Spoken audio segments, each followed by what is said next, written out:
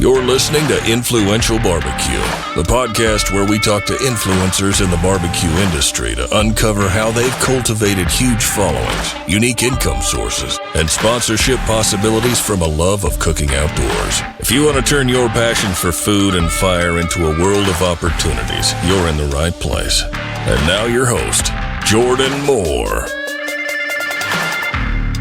Hello and welcome back to another episode of Influential Barbecue. Happy New Year, happy 2022, happy holidays. I hope you all had a fun, safe, happy holiday season celebrating whatever you celebrate with, whoever you celebrate it with. And I hope you found some time to be able to relax and recharge, if that's even possible to do over the holidays. I find I always have a pretty tough time relaxing and easing my mind throughout the holidays because there's so much going on and I'm not in my routine. But I do always find that after the hecticness of the holidays, I tend to come back with more energy and I'm ready to go and get things started in the new year. So I hope you had a great break. If you had a break, if you didn't have a break, I hope you had a great time doing whatever it was you had to do. And welcome to 2022. So it's a new year and we all know what flipping the calendar means. You know, we got ambitious goals. We got New Year's resolutions. We're eating nothing but salad wraps until we look like we did when we were 21. And we're going to have the best year ever, at least for a week or two. And then we kind of give up on it because we've been a little too ambitious. But this episode is not going to be about New Year's resolutions or eating better or anything like that. I'm not going to be talking about setting huge goals for the entire year and, making sure you follow something every single day or week or month and track all that stuff. This episode is going to be a little bit different because I don't have a guest with me this week, but I wanted to talk about one single goal that could very well change the course of your business plan or your social media profile or your life if it's big enough. And it may sound like an obvious move or an obvious goal, like, yeah, no duh, that's what we have to do, but it's held me back numerous times and I've seen it hold a whole bunch of other people back. And it's so simple, but so difficult. And that is just start. Just get going. Whatever you're planning, whatever you're hoping to do, whatever you're thinking about starting, whatever you're putting off, just get it started. Get the ball rolling. Kick it off. Stop thinking about it. Stop delaying. Start it now. You may not have all the answers to get you to the end of the project or anything like that, but as soon as you start it, you're that much closer to getting there. Whether it's starting a new style of content for your page, whether it's putting your face in more of your videos, reaching out to brands and partnerships for the first time, launching your own spice blends, or publishing a blog that you've been thinking about, now is the time to start it. Because once you start it, you can figure out what you need to focus on in order to make it succeed. If you're just sitting there thinking about how to make it perfect from day one, you're never going to start it because that's impossible to do.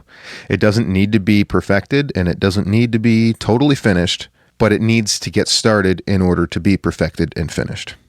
So this episode will be me talking about kind of 3 reasons that I see that prevent people from starting projects. And I want to go through them a little bit in the hopes that you might recognize this within yourself and be able to get yourself over the hump to get started on that project. If this episode helps just one person get that thing started, I'll be happy. This will be a success. It's super nerve-wracking to dive into something new, and it's understandable that it's hard to get started. But once you do, it makes each next step that much easier and that much more effective. A lot of times we don't start something big and new because we don't know what the next step will be after that. But of course, in order to figure out the next step, we need to take the first step.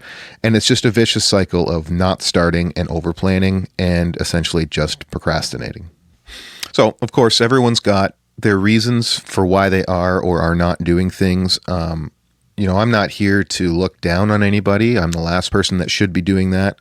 I just want to highlight some reasons that have prevented me from starting things in hopes that you may be able to relate and work through it to start the thing for yourself.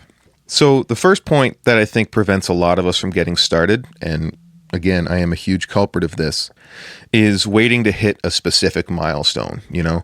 I'll do that when I hit 10,000 followers. Oh, I'm going to wait until I hit 1,000 subscribers. Once I have 15 articles released, I'll put the blog up. I'm going to create a list of 20 potential partners that I think would be a good fit before reaching out to my first one. As soon as I finish my website, I'll tell people what I'm going to try to do. And we've all done it. I still do it all the time, but I'm more aware of it now, and I actively try to stop myself. And although it seems, in your head, it seems like a really good idea to be in a certain position before starting something, it's really just procrastination. You're giving yourself more time to try and prepare yourself for the task ahead because you're nervous about doing it. And that's all it is. You're just putting it off to try and give yourself more time to be ready for it. And a lot of times, this could be a case of imposter syndrome. And for those of you who are unfamiliar with imposter syndrome, Wikipedia defines it as a psychological pattern in which an individual doubts their skills, talents, or accomplishments and has a persistent internalized fear of being exposed as a fraud. Despite external evidence of their competence, those experiencing this phenomenon remain convinced that they are frauds and do not deserve all they have achieved. So basically, imposter syndrome is just, I'm not good enough for this, I'm not good at this, and I can't do this, despite having been good at it and done all of these things already. That's all it is. You're hoping that by the time you reach this milestone that you set for yourself, 10,000 followers or 20 posts already written or whatever it is, you're hoping that you'll have magically figured out how to be more confident in what you're doing, or it will help you be perceived as someone more legitimate in your field. And the truth is, you can begin at any time. There is nothing stopping you from starting now, whether you have 100 followers or 1,000 followers or 0 subscribers. Brands don't care if you have 9,700 followers. They care about how you interact with your audience. Your YouTube watchers don't care about how many subscribers you have. They care about how compelling your content is and how much you can teach them and interest them and entertain them. Your readers don't care if you've only got 2 recipes posted right now. They're interested in the recipe that they're looking at and whether or not it tastes good and is easy to understand and follow. And really, what do you gain from waiting? What do you gain from writing 15 blog articles in a vacuum and posting them all at once? If you write 2 or 3 and release them, you then at least open yourself up to getting feedback from your readers and your peers and your friends so that you can improve and write the next 2 or 3 articles better and continue to improve on them each time you do it. If you have 15 articles or recipes all typed up or 15 pieces of content all cut in a certain style, and your audience points out something that maybe isn't working or you don't think it's hitting as the way it should be, you've then got to go and change everything from the beginning. If you start releasing things now and start your projects now, you can improve things faster as you go. You can get better as you grow with your idea, if that makes sense. So instead of waiting for a specific milestone to give yourself the green light, give yourself the green light now and set smaller goals for yourself. Make 1 post a week in the new content style. Try and gain 100 subscribers a month by continuing to post regular videos. Perfect your template for your blog and send out 2 a week. The only way to improve on what you're doing is to start doing it. You can sit at home and do 800 pieces of content by yourself and release none of them because you don't have 10,000 followers. But by not releasing the content or changing the way that you are going to do things for the better, you're not going to reach that milestone anyway. So you're shooting yourself in the foot by putting it off. The only way to get things rolling is to get things started, and that's just the way it is. One of the next reasons I find people have a hard time starting something new is simply because they don't know where to start. Whenever you're starting something new, whether it be a content style or a business or a blog, you're probably going to have a tough time figuring out what you need to do to get things going. It's not something you've done before, so that makes sense. There are so many steps between having an idea and getting to the final stage and launching that idea. And there's a couple ways you can tackle this. One is to find resources online to help you learn the new skills you're going to need. You can find tons of educational videos on YouTube, Instagram, TikTok, on just about any topic you could ever think of. I personally forget this quite often. I've never been big on the educational videos. I don't watch a lot of things. I learn better by doing and screwing things up. But you can learn just about anything on YouTube. You just need to find the content creator that you gel with, and I'll bet you they have a video for what you need if you're looking it up. One potential issue with this method, though, is you're learning the methods of somebody else who may or may not have had any formal training. So be wary with that, because they could be teaching you something that works for them, but may not work as well for you. So don't take everything too literally, but try and really absorb the concepts and ideas of what they're showing you, and then apply your own spin to it to make it yours and find out the way that works for you. You can also sign up for classes and programs, whether it's classes at your local college or university, or online programs through services like Skillshare and Masterclass. You can learn a wide variety of skills for pretty low fees. Those services also typically have referral programs or free trial coupons floating around if you're trying to save a little bit of money to get this started, so you can get started for free and see if it's a good fit for you a lot of the times. And keep in mind, too, that your favorite influencers or professionals may have their own online courses as well. And that's a great way to learn more about how they're achieving their success while you're also supporting the people that you're following. Just make sure you're adapting what you're learning from them, similar to the YouTube videos, by adding your personal spin to it and not just taking what they are making and copying it. Another pretty simple way to figure out where to get started is to just ask. That sounds pretty obvious, but we all forget it from time to time. The chances are you're already connected with someone who's doing something similar, or has in the past, or knows someone who's done it. So just connect with them and ask if you can pick their brains. Most people are more than happy to share information with you. Any good-hearted person will want to see others succeed in following their passions. They likely won't give you a step-by-step guide to kicking things off and doing things how they do it, but it's pretty likely that they'll give you some really good advice and useful information. So don't be afraid to reach out to others for advice, talk to people, connect with people, and through doing that, you'll also make great connections for the future that could last for such a long time and really pay dividends down the road as well. There is so much information out there now that you can learn almost anything online. The hardest part is just finding the resources that work for yourself. Those are some really good ways to get the starter information that you need if you're finding that you don't have the proper knowledge to start this idea that you have. And once you start learning the things that you need, everything else will come after that. But you just need to learn how to get it started in order to learn how to keep it going.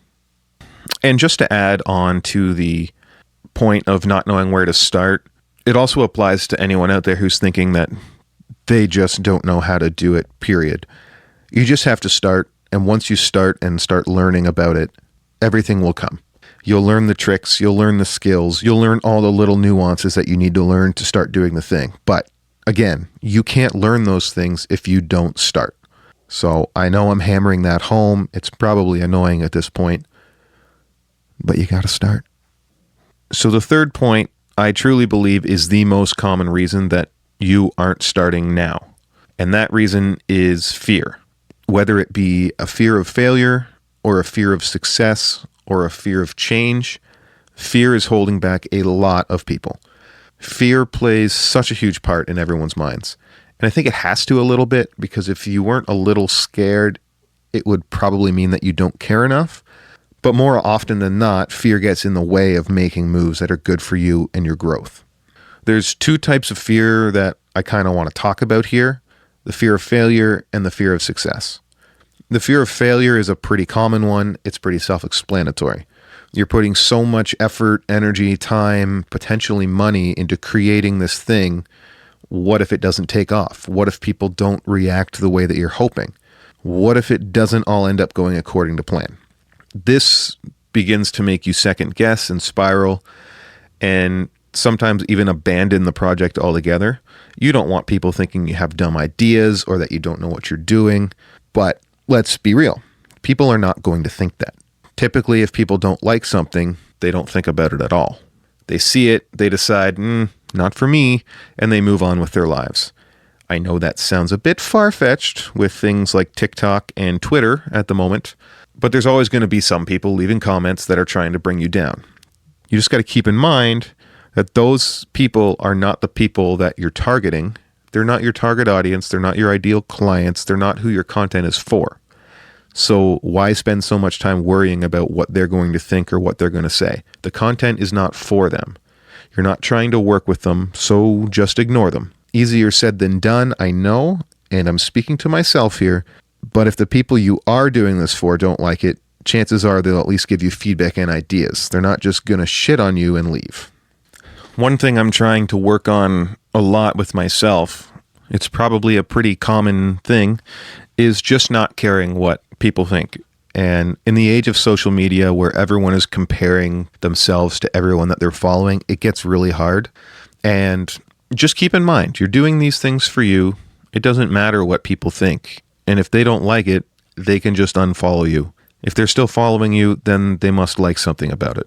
And there's a great Henry Ford quote that I want to put here that goes, "Failure is the opportunity to begin again, this time more intelligently." Basically, give it a go, f*** it up, learn and improve. Don't bail on the entire project just because you're looking at the finish line when you haven't even stretched for the race yet. Because even if you don't finish first, you'll learn new lessons that will help you improve next time around. Failing is the best way to learn what doesn't work so that you don't do it again. Failing doesn't mean you stop the project, give up on it, and go do something else entirely for the rest of your life. If that's what failure means for you, then you have to look inside and figure out why it's doing that, because everyone has failed. If you're a basketball fan, Michael Jordan didn't even make his high school basketball team, but he was like, screw this, I'm good. I'm going to keep playing basketball. If he had just given up at that point, then the NBA would be a very different place. There'd be no Space Jam, okay? And that would be the true crime. Or Space Jam would have somebody else in it. I don't know enough about basketball to figure that part out. So any basketball fans, who would be in Space Jam if Michael Jordan gave up on basketball? That's the real question here. Anyways, I'm getting distracted. Fear of failure is totally legitimate, but you have to remember that failing doesn't mean you're a failure. Failure is a way to learn how to make it better and learn what not to do. Full stop. On the flip side, you may subconsciously be afraid of success. And that one sounds a bit weird. Afraid of success, but isn't that why we're doing these things in the first place? Yes, it seems counterintuitive, but it's a real thing. Success can lead to major life changes, and changes mean discomfort. Once you start this new project you're thinking of, it might bring on a lot of changes that you haven't really thought about yet. You might have to quit your job that you've been at for years. Your new content style may start getting a ton of views, and now people are seeing you all over the world, and you're not ready for that. It could be that people are starting to use your recipes and following your directions and measurements, and oh no, what if my recipe is not as good as I thought it was? Or maybe your blog takes off and you have to figure out how to deal with updates and sell ads and make money with it all at the same time. It might just be that you're feeling anxious about new responsibilities and that things might get a little more complicated than you're ready to handle. There's a lot of things that can contribute to a fear of success, but that confidence that will come with experience is not something that you can teach yourself overnight by not experiencing things. You need to get out there and learn firsthand how to deal with these different types of success and what comes with them. Once you do that, you'll start to feel so much better as you learn what it takes to do what you're trying to do. You may have to retool some parts of your life to be able to continue your success or to grow it, which all seems scary as well. But you have to remember that's why you're doing this in the first place. You're doing it to get out of an old dead-end job you hate, to give yourself the freedom to build your own path, or you're doing it in order to supplement some income so that you can upgrade that house or get that car, buy a boat, whatever you want to do. Success means change, and change is terrifying. Straight up, change is scary. Everyone likes being where they're comfortable. Everyone likes being cozy. And once you start doing new things, it gets uncomfortable. But that means you're doing something, I don't want to say right, but it means you're doing something new. And that's the only way that you can drive change. And you have to think about it. Wanting a change of some sort is why you're starting this new project in the first place. But then you're subconsciously scared of succeeding and having to make changes, which is why you haven't started this project that you want to start. So really think about that when you're deciding when to not start something. Are you just procrastinating again because you don't like change? Because you can control the changes that happen. Once you start succeeding at what you want to do, you can guide where the changes are. It's totally in your control. It's all in your hands because it's your thing that you're running. So please Keep that in mind when you're thinking about starting something. It might lead to success and it might lead to big changes, but those big changes are also in your control. So to recap, there are many reasons why we all delay in starting something, but these 3 are some of the ones that I feel are the most prominent, at least in my own life, in my own experiences with the people I know. I've done each of these on more than one occasion. I still do. I actively try to avoid doing them, but sometimes you just need to take a step back and reset. So just to reiterate, 1, don't wait to hit a milestone. All you're doing is procrastinating. Start the thing now and just get going, because you're not getting ahead by waiting. The only way you're going to know is if it's working, or if it's going to help you reach more milestones, is if you get it started now instead of waiting for other milestones. Number 2, you may be stalling because you just don't know where to start. Look into local classes, look into online courses, and reach out to people in your network who can help you figure out what it is you need to learn to get the ball rolling yourself. We're in the age of information. You can find anything you need to online. You just have to take the time to look for it. And 3, fear is holding a lot of us back. Just remember that the only way to get over your fear is to face it. If you're afraid of failing, keep in mind that not everything works on the first try, and it's not a failure if you're able to learn from it and improve upon it. And if you're afraid of succeeding, just remember that was your whole goal in the first place. Everything will get easier the more you do it, and you're not going to be overwhelmed forever if you do get some success.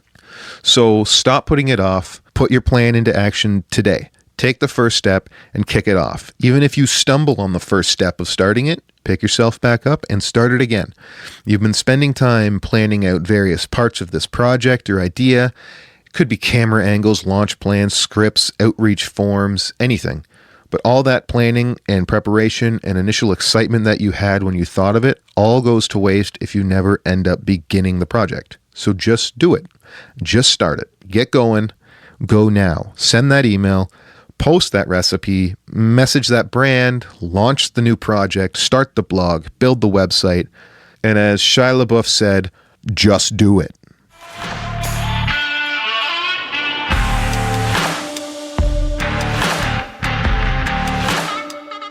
And that will do it for this episode of Influential Barbecue. Thank you so much for tuning in this week. If you take anything away from this episode, I hope it's the courage to start the thing. You can't get better if you don't get started. And I want to put a huge thank you out there to everyone who has listened to the previous episodes, shared the podcast to your friends, left ratings and reviews. It all means so much to me. It helps me get this show going, helps me motivated to keep it going. I've really enjoyed the messages I've received so far about how you've learned so much or that you really enjoyed an interview with a certain guest. It truly means a lot. You can find everything I talked about today on the show notes page at influentialbarbecue.com. I'm always looking for feedback on this show. I'm just kind of sitting here by myself, recording in front of a black hole, so any feedback you give me will help improve the show and bring you better episodes. Just shoot me an email at podcast@influentialbarbecue.com or send a DM to Influential Barbecue on Instagram.